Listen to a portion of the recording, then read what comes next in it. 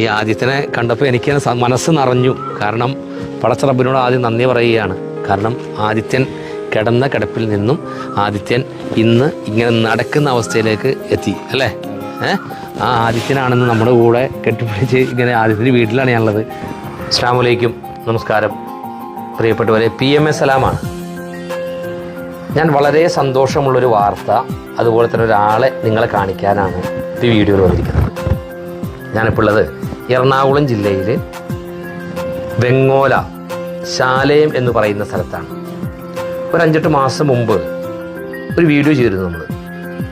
അതായത് ആദിത്യൻ എന്ന് പറയുന്ന 18 വയസ്സുള്ള കുറുപ്പമ്പടി MGM സ്കൂളിലെ +2 വിദ്യാർത്ഥി ആദിത്യൻ സഹോദരിയുമായിട്ട് അമ്പലത്തിൽ പോയി തിരിച്ചു വരുന്ന വഴിക്ക് വലിയൊരു അപകടം സംഭവിച്ച് അത്യാസന്ന നിലയിൽ രാജഗിരി ഹോസ്പിറ്റലിലായിരുന്നു ആദിത്യൻ.